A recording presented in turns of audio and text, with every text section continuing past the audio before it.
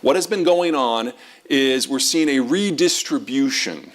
Normally, crude importers grab crude that is designed for their factories, their refineries, and crude that is relatively proximate. But 20 years of the Chinese rise means that the Chinese have gone out and grabbed crude from everywhere. They're not cost sensitive. They really don't care if it damages the refineries because they'll just rebuild them. And so they've built this spam of links. But the Europeans have more money. And now that the Europeans are scared, they have captured every drop of crude that the Chinese used to get from West Africa, because they had to replace what they used to get from the former Soviet space. So the Chinese now their single largest supplier is from Russia, but not from Russia to Siberia to China. There's no infrastructure there, very little. They certainly can't surge through what they have. So they have to send stuff out through the west of Russia, by Europe, around Africa, and then up to the Chinese. It is now the world's longest supply run. Very vulnerable to any sort of disruption.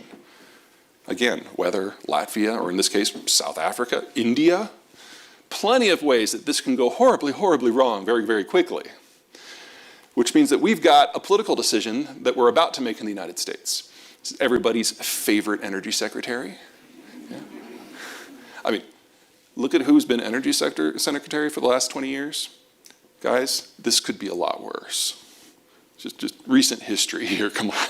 Okay, Granholm is in the process of figuring out how to implement an oil export ban from the United States. Legally, there's no question. The presidency has the power. Has since 2015. It was part of an energy deal between Congress and the Obama administration to bring in a lot more green tech, increase the subsidies.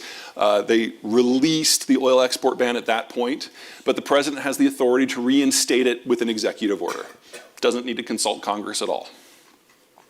Now, this is an oil export ban, just oil, not refined product, not natural gas, not electricity, just oil.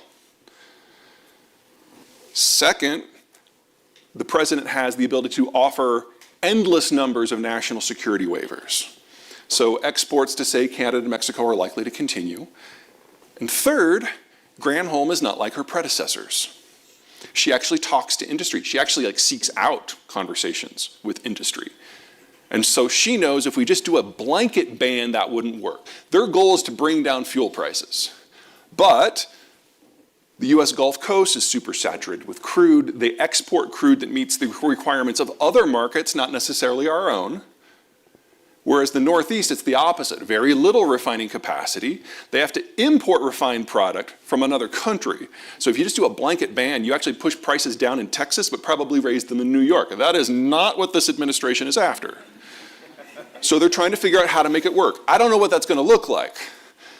But the point is they're willing to actually discuss this with you. You should take advantage of that. Because we all know what happens when an executive makes a decision without consultation. They always get it right every time. But this is coming. Because if we have a breakdown in Russian flows and that price goes up to 100 to 200, there is no way a president as populist as Biden is not going to take sharp action to keep the American market super saturated and the rest of the world can hang. This needs to be done right, which makes things even worse everywhere else. So same map, we're going to look at natural gas now instead of oil, so the red lines. The one that matters right now is Nord Stream. It's a subsea line that goes from Russia proper under the Baltic, terminating in northern Germany.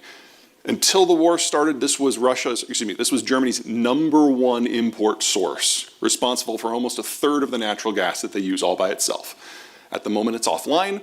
The Russians were coy about it before, saying, oh, it's a compressor issue. Oh, there's been a coffee spill on the control panel.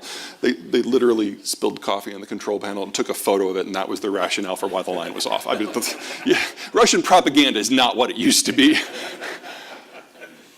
Anyway, they've become much more naked with their explanations of late, and now it's just that until the sanctions are gone and Germany leaves NATO, this stays off. Okay, you guys are in electricity, you get it. Marginal suppliers, marginal demand, that's what sets the price. Like if you takes a gallon of gasoline to get to work, and you only get 3/4 of a gallon, you'll pay anything you can for that last quarter. but it's not like it's just that last quarter that gets expensive, then it's the whole gallon. Marginal supply or marginal demand. The Germans have lost their baseline supplier, and they're attempting to replace it with 9 different marginal suppliers. And so prices have exploded, and they're going to stay up. Even worse, they're still getting some natural gas from Russia. Pipes that go through the war zones are now the reliable supplier. Oh my God! So we're looking at the Germans losing even more, which means that natural gas prices and electricity prices in Germany are now at a point where there is not a single German economic entity that is any longer economically viable. Germany's already in recession. If you like VW, if you like Beamers, this is your last chance to get one. This is the end of German manufacturing within 12 months. That assumes that every molecule or electron they're trying to import from all those new marginal suppliers still makes it. It won't. This is now the best case scenario for the Germans. The Russians have said you have to choose between being Western or being modern. And the Germans, at the moment, are choosing to be Western. Honestly, I didn't think it would be this clean cut of a choice for them. But then again, we're also not to winter yet. Okay, let's roll some grenades into the next panel. Solar intensity. The red are zones with today's technology where solar power makes sense economically and environmentally. If you move from the red into the orange, and the intensity is not so good, it still makes environmental sense, but economically it's probably a wash. By the time you move to green, solar intensity is so low that you will never generate enough electricity to pay down the carbon debt of building the panels in the first place. You put up panels in mass in green, you have increased your carbon footprint. You've done the opposite of what we're supposed to be doing. Every dot on the map is a population center of at least 1 million people. And if you go beyond those red lines, you're getting into areas where the seasonal extremities for solar are so much that it's only useful for 3 or 4 months of the year. 3 or 4 months of the year where you usually don't need it for heating or cooling. Okay? Same thing wind. Red good, green bad. All right, now I'm going to combine these. I'm going to show you where it's good for both. So the blue, good for wind. The green, good for solar. The dark green, good for both. We have already eliminated where over 80% of the world's population lives. But we're not done. You don't put up solar panels over a cornfield because they need the sun there. You don't put up wind turbines above 10,000 feet because the air density is so low you can't turn the blades. And you don't put a lot of generation more than 1,000 miles from a population center because you'll lose so much from transmission loss. You factor all that out, this is all that's left. Now, does this mean that green tech is pointless? Not quite what I'm trying to say. I've got solar panels on my house, but I live at 7,500 feet in Colorado. There's nothing between me and the sun. It works great. Is Excel here today? Yeah, these guys are smug as They're in the wind zone of the Great Plains. They've got low population density. Whew, they're going to hit 100%. And they're not going to have to sweat all that much to do it. But everyone else, oh. Geography matters, folks, which means there's a tale of 2 environmental policies that are going on right now. And the story of how that is resolved is going to determine ESG. So on the one hand, you've got California, which when it comes to regulation, wow.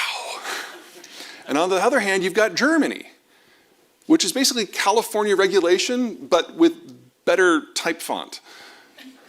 It's a little bit better organized, a little bit better planned out, but more or less the same thing. And what we're seeing in Germany now is an abject failure of the Energiewende that they have planned for the last 20 years. But the same policies in California, while they are generating hiccups and heartburn, we've had a few brownouts and evolution. And at least for now, it's kind of working. Can it be better? Yes, it can be better. It's still California, still regulation. I don't want to oversell this point. But we have basically the same policy set in 2 different economies, one of which where the transition haltingly is moving forward, and the other one where we are looking at deindustrialization because of it. Geography matters. And the difference is very simple.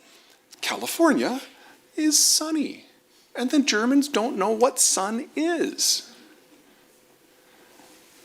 Within the environmental community, this hasn't really sunk in yet. The idea that you have to tailor your ESG programs and your green tech and your transition programs to what actually happens where you live. There's this idea, especially with solar, that's been fetishized. The idea is you just put up more of it and you're good. The idea that Germany has probably increased its carbon footprint because of the Energiewende, that hasn't sunk in yet. But I have a feeling that once people are clustering around these warming centers that they're building in Germany right now, so you can leave your house because your power bill is now more than your mortgage, and you can go to a community center to get warm, and by the way, your manufacturing job is gone. It's going to sink in that we have to change our policies based on where we live. And that with the technology we have today, most of this doesn't work for most of us. Solar in New York is maybe the dumbest thing I've heard, aside from maybe solar in Germany. Same in Toronto. The hilarious thing about all of this, of course, is that in the United States, our sunnier and our windier places are usually red states. And our places that really, really like green tech are usually urban areas in the Northeast. It's completely ass backwards. The first metro region in the United States that is likely to go 100% green isn't in California, it's in Texas. It's probably Dallas-Fort Worth. There are no environmentalists in Dallas-Fort Worth. But the technology today makes sense there. It's in the edge of the solar zone, it's in the heart of the wind zone, it's perfect. Omaha's probably second, Denver's probably third. But you're never gonna do this in megalopolis. Until we find a way to marry these disparate facts together, we're going to be spinning our wheels. And that's the good news.